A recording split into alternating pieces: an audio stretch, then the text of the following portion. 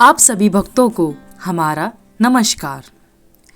हर वर्ष माघ मास के कृष्ण पक्ष की चतुर्थी तिथि के दिन सकट चौथ का व्रत किया जाता है।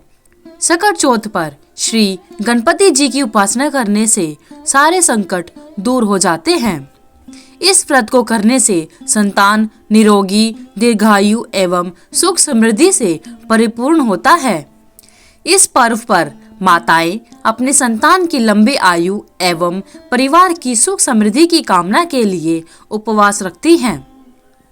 सकट चौथ को संकष्टी चतुर्थी, तिलकुट, माघ चतुर्थी आदि नामों से भी जाना जाता है। यह व्रत भगवान गणेश जी को समर्पित होता है। इस व्रत में चंद्रमा को अर्घ देने का भी विशेष महत्व माना जाता है। इस व्रत को करने से विघ्नहर्ता गणेश जी संतान के सारे संकटों को दूर करते हैं। इस साल सकट चौथ का व्रत 29 जनवरी को मनाया जा रहा है। भगवान श्री गणेश जी की पूजा में पान का प्रयोग करना सभी प्रकार की मनोकामनाओं को पूरा करने वाला माना जाता है।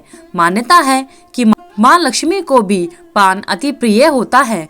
कहते हैं कि सकट चौथ की पूजा में भगवान गणेश जी को पान अर्पित करने से माता लक्ष्मी का आशीर्वाद प्राप्त होता है।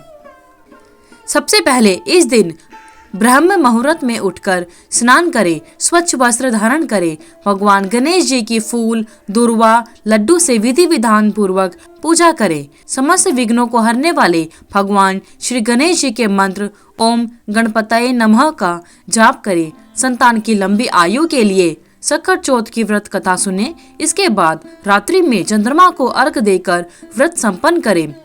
चतुर्थी तिथि का प्रारंभ 29 जनवरी को सुबह 6:10 से तथा 30 जनवरी को सुबह 8:54 तक रहेगा। इसके साथ ही चंद्रोदय का समय रात 9:10 है, पर देश के अलग अलग हिस्सों में चंद्रोदय का समय अलग अलग होता है।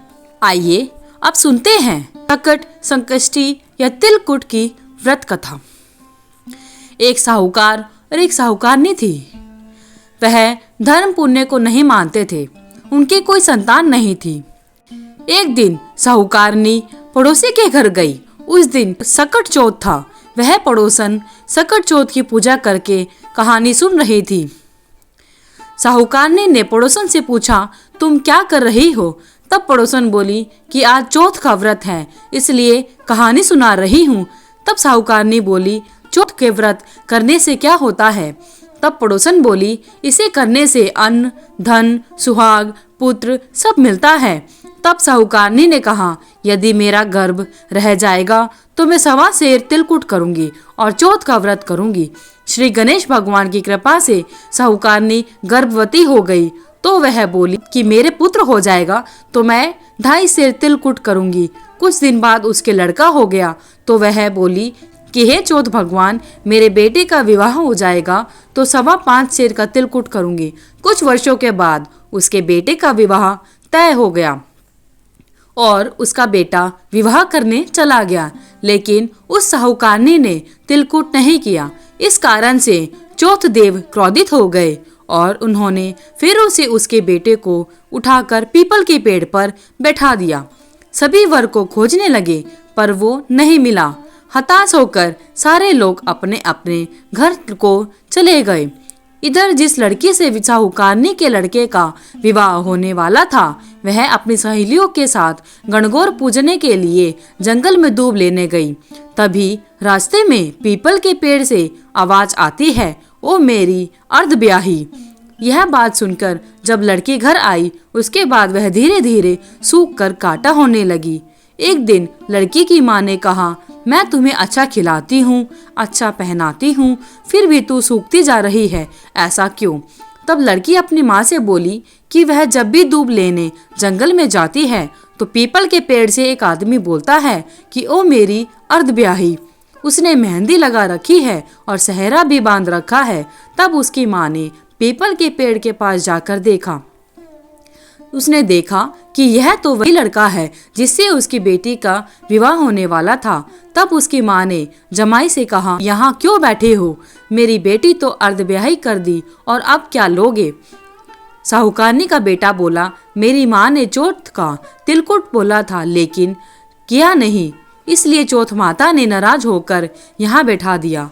यह सुनकर उस लड़की की माँ साहूकारनी के घर गई और उससे पूछा कि तुमने सकट चौथ का कुछ बोला था क्या?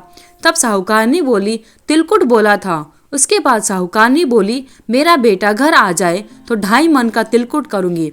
इससे श्री गणेश भगवान प्रसन्न हो गए और उसके बेटे को फेरों में लाकर बैठा दिया। बेटे का विवाह धूमधाम से हो गया।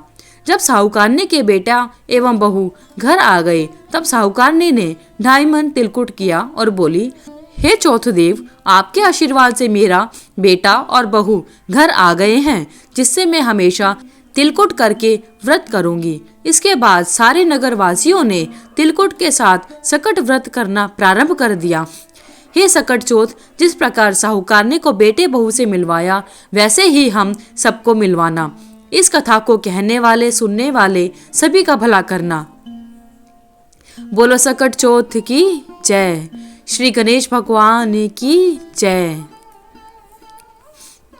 अगर आपको ये वीडियो अच्छी लगी तो वीडियो को लाइक करें, शेयर करें, चैनल को सब्सक्राइब करना ना भूलें। धन्यवाद।